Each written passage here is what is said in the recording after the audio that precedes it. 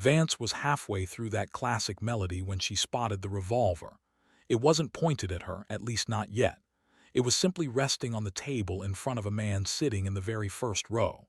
He was a man whose name was only whispered in Atlantic City, never uttered in a normal voice. Stopped singing. The band kept playing their rhythm. The audience collectively held its breath. And then Vance did something that would either cement her status as a legend or get her killed. She walked straight toward the kingpin and handed him the microphone. To truly grasp what occurred that night, you have to understand Atlantic City in 1978.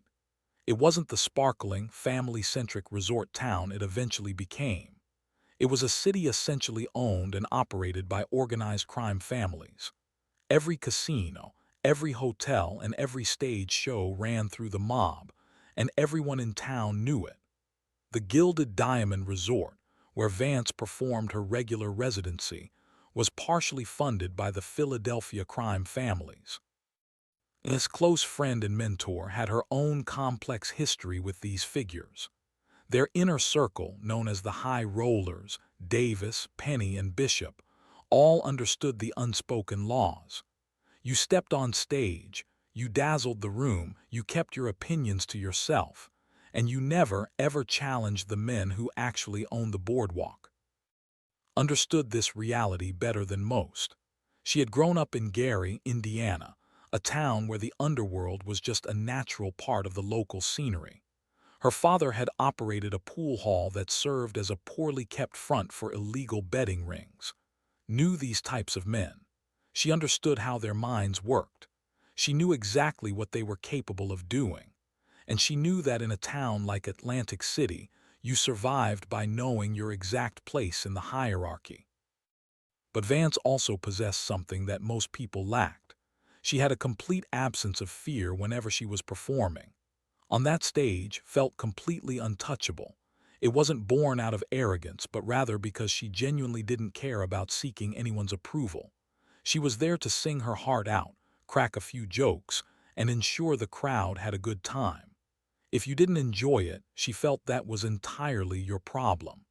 This defiant attitude had served her well throughout her rise to fame. But on July 12, 1978, that grit would be tested in a way that no one could have ever seen coming. The friction had actually started 3 days prior.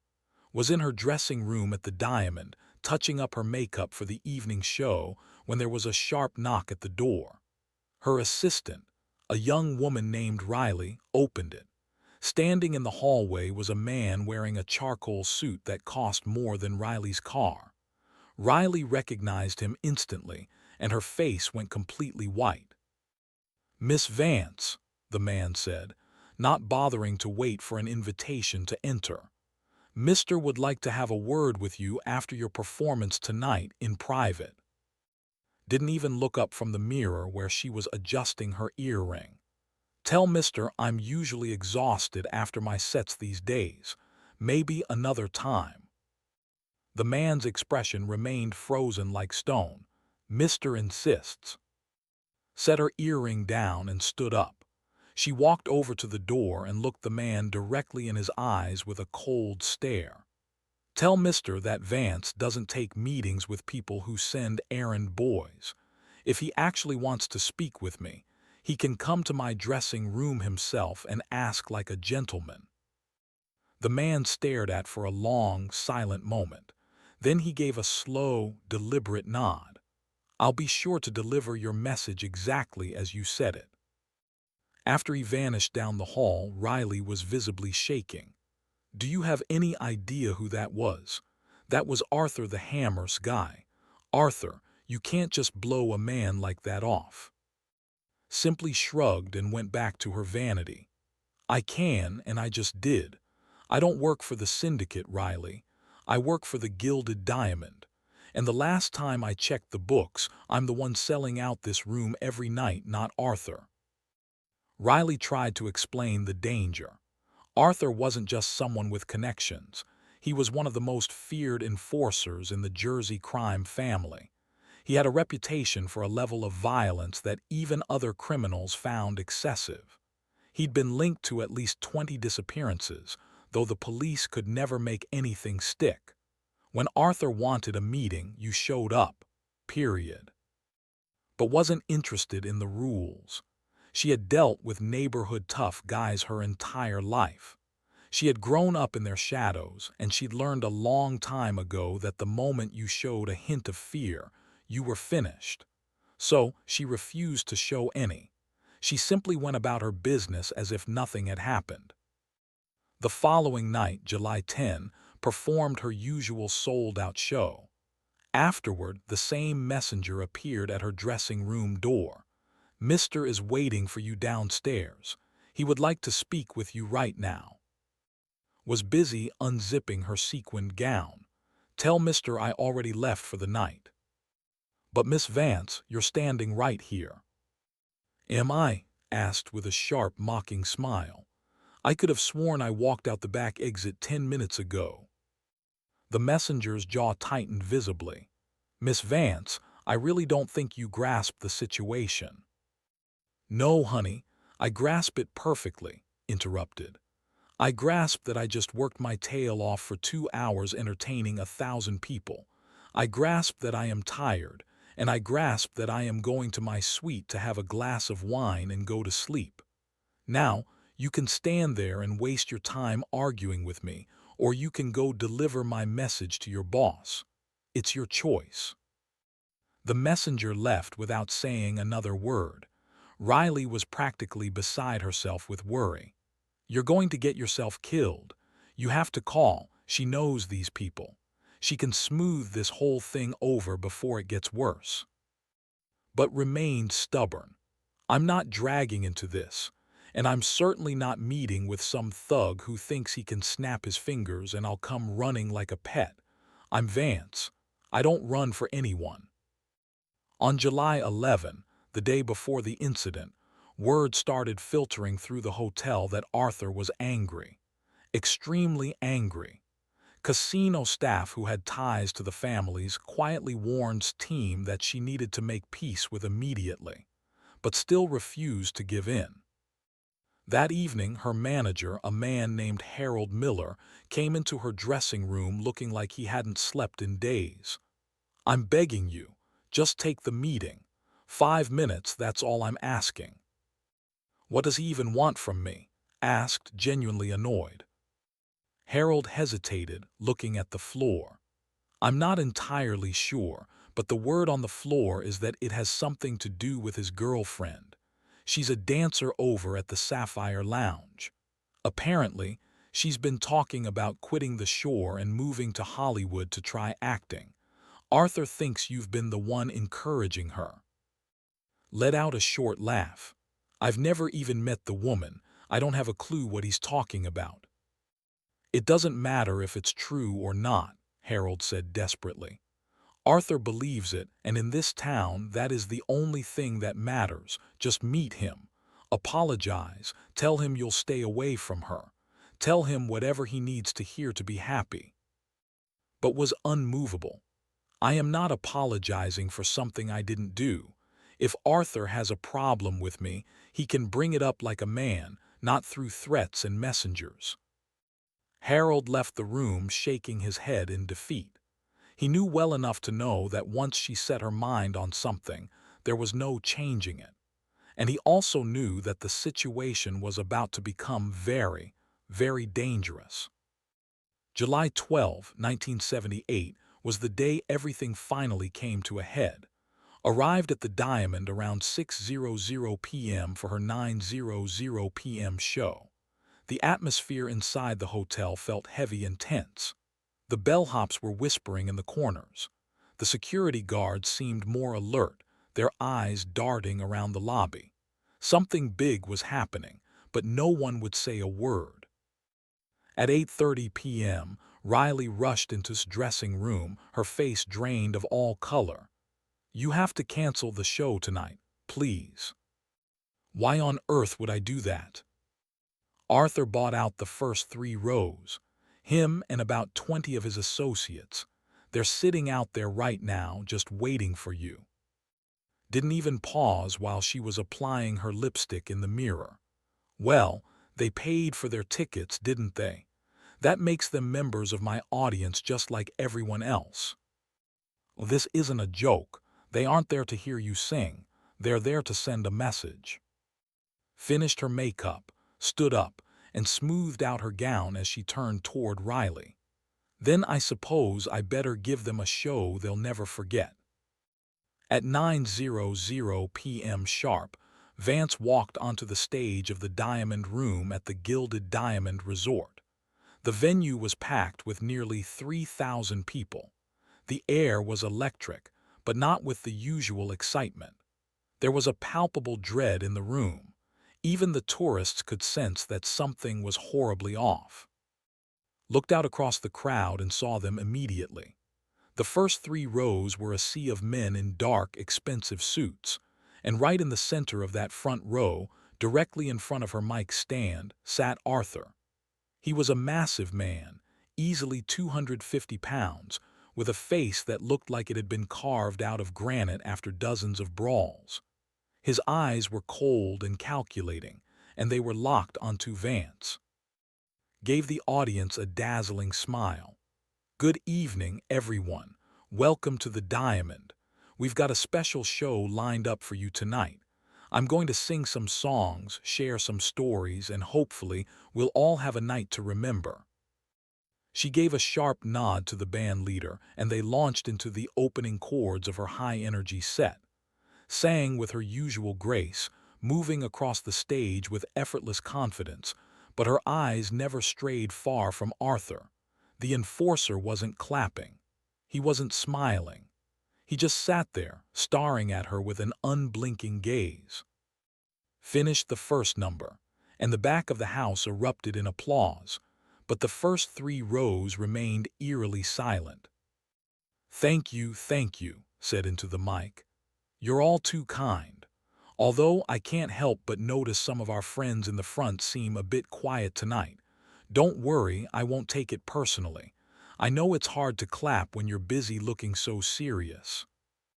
A few people in the back laughed nervously. The men in the front didn't move a muscle. Arthur's expression remained unchanged. Transitioned into her next song, a slow, haunting version of "Memories Are Made of This." About halfway through the second verse, Arthur reached slowly into his jacket, saw the movement, and for a split second her voice faltered. But Arthur wasn't pulling a trigger. He pulled out a silver lighter and a cigarette. He lit it slowly, deliberately, never breaking eye contact with her. Then Arthur did something that made the entire room freeze. He made a gesture, a simple, slow movement that was impossible to misinterpret. He drew his index finger slowly across his own throat. Saw it, the band saw it. The people at the nearby tables saw it. A low murmur of fear rippled through the crowd. Stopped singing. The band played on for a few awkward bars before they, too, trailed off into a deafening silence. Stood at the center of the stage, looking directly down at Arthur. The room was so quiet you could hear the hum of the air conditioning. 3,000 people were holding their breath, waiting for the explosion. And then Vance did the unthinkable. She smiled. "Folks, we're going to take a little detour from the program tonight," she announced. "See, there's a gentleman in the front row who clearly has something he wants to express. And you know me. I'm a firm believer in letting everyone have their moment in the spotlight." She began walking slowly toward the edge of the stage. The audience tensed up, expecting the worst. Arthur sat perfectly still, but his eyes narrowed to slits. Reached the very edge of the stage and looked down at the man who held the city in his grip. "Sir, I've noticed you've been making gestures at me all night," said, her voice steady. "Now, I'm not sure if you're trying to give me stage directions or if you're just practicing your sign language, but either way, it's becoming a bit of a distraction." The silence in the room was absolute. No one moved. Continued, "So, hear what I'm thinking. If you've got something you really want to say, why don't you come up here and say it? In fact..." knelt down at the very edge of the stage, and extended the microphone toward Arthur. "Why don't you come up here and sing for us? You look like you might have a powerful voice. What do you say, Arthur?" Arthur stared at for what felt like an absolute eternity. His face remained a mask of cold, hard stone, and in that vacuum of sound, the tension was thick enough to choke every person in the room. Everyone familiar with his reputation knew this was the threshold. This was the precise moment when Arthur decided whether a person would continue to draw breath or become a memory. The silence dragged on, stretching the nerves of every person in the diamond room until it felt like something had to snap. And then something miraculous occurred. Arthur began to laugh. It wasn't a warm or friendly sound. It was a low, resonant rumble that carried the chill of a winter Atlantic wind. But it was undeniably laughter. He looked up at Vance, who was still kneeling there with the microphone extended toward him, completely devoid of fear and looking almost bored by his theatrics, and he laughed. "You've got some serious nerve, Vance," Arthur said, his gravelly voice projecting clearly through the silent hall and into the microphone. "I'll give you that much." Didn't flinch. She didn't pull back, she just gave him a small, knowing smile. "Is that a yes on the duet, Arthur? Because I should probably warn you the acoustics up here are top-notch. If you're going to take my stage, your pitch better be perfect." Shook his head, that cold smile still playing on his lips as he leaned back in his chair. "No, you keep on singing. That's what these people paid their hard-earned money to see." Stood back up with effortless grace and smoothed out the fabric of her gown. "You sure? The offer is on the table. If you ever want to trade places and see if you can handle the spotlight, you just let me know." Took a long drag of his cigarette and nodded. "I'm sure," he said. Then he added, almost as a quiet postscript that only the front row could hear, "Keep doing what you're doing. You're all right in my book." Gave him a polite, professional nod and walked back to the center of the stage. She gripped the microphone stand and addressed the crowd, her voice radiating a confidence that hadn't wavered for a second. "Well, everyone, it looks like I'm going to have to finish this set solo after all. But before we get back to the music, let's have a round of applause for my friend in the front row. He's a tough critic, but I think he's a fair one."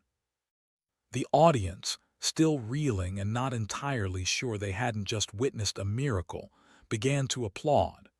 It started as a few scattered claps but quickly grew into a roar of relief and nervous energy. Arthur raised his glass toward her in a mock toast, acknowledging the play. For the next hour, performed with an energy she hadn't felt in years. She sang every note with a piercing clarity, she joked with the band, and she owned the room as if the threat of violence had never even existed. Arthur and his 20 associates stayed for every single song, and when the curtain finally closed on the final encore, they were the first ones on their feet, applauding with the rest of the crowd. After the house lights came up, retreated to her dressing room. The adrenaline was finally starting to ebb, leaving a slight tremor in her hands. There was a firm, rhythmic knock at the door. Riley opened it, and there was Arthur, standing alone this time without his usual wall of bodyguards. "Can I come in?" Arthur asked, his tone surprisingly polite. Nodded toward the armchair in the corner. "Sure, you want a drink?" Arthur walked in and shut the door firmly behind him. "Yeah, I'll take a scotch if you're pouring the good stuff." Poured 2 glasses of her private reserve, a bottle that cost her about $135, and handed one to him. They stood there in the quiet room for a moment, the weight of the night's events hanging between them. Finally, Arthur broke the silence.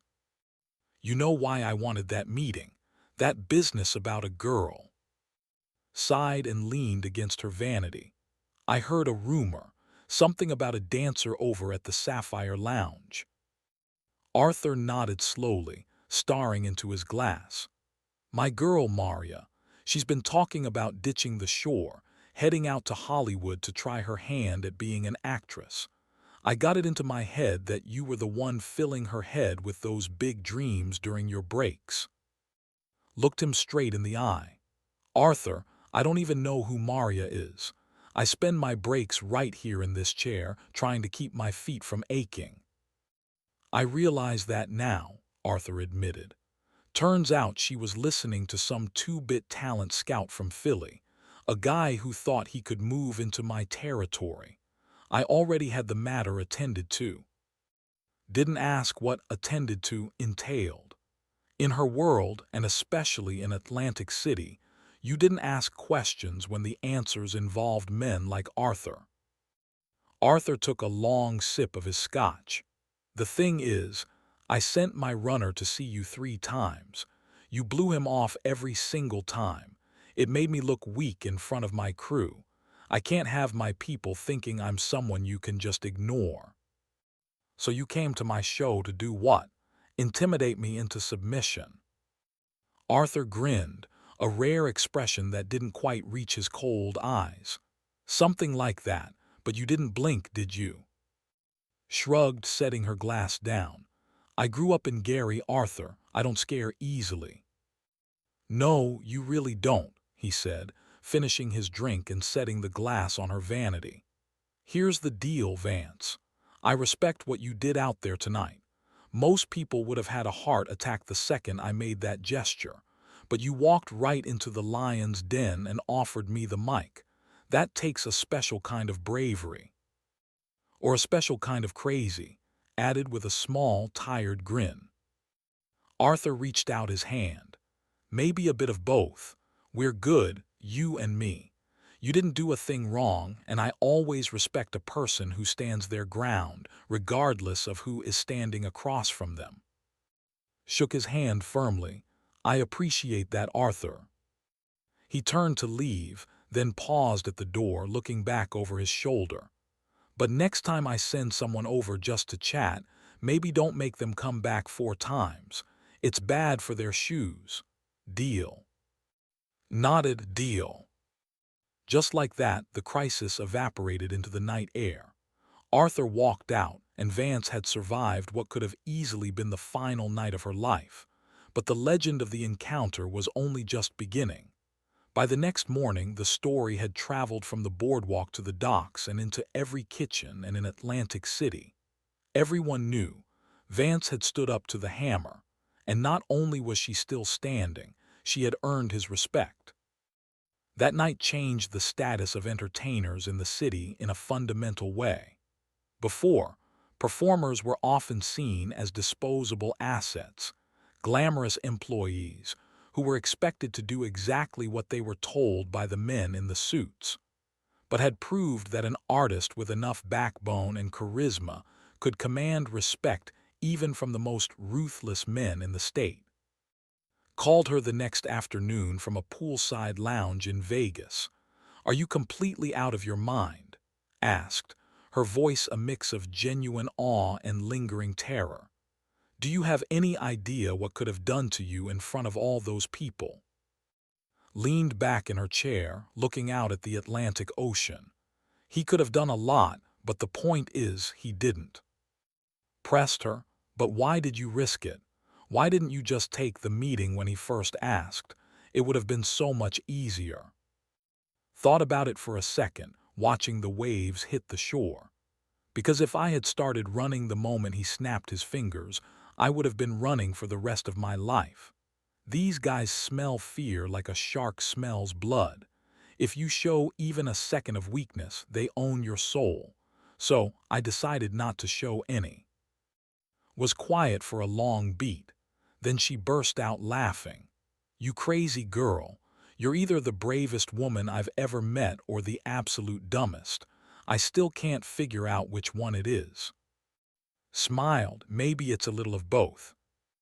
Over the following decades, the story of that night at the Gilded Diamond became a piece of American folklore. As the years passed, people added their own dramatic details to the tale. Some claimed had a small pearl-handled pistol hidden in her garter. Others insisted that had actually tried to storm the stage and she'd knocked him back with a single blow. None of those versions were true, but the exaggerations showed how much the moment had gripped people's hearts. The truth was much simpler and far more impressive. A woman had faced a known killer with nothing but her own composure and a microphone, and she had won. Arthur and Vance maintained a professional, respectful distance for the rest of their lives. They'd see each other at the local five-star steakhouses or passing through the casino floor and exchange a quiet, mutual nod of recognition.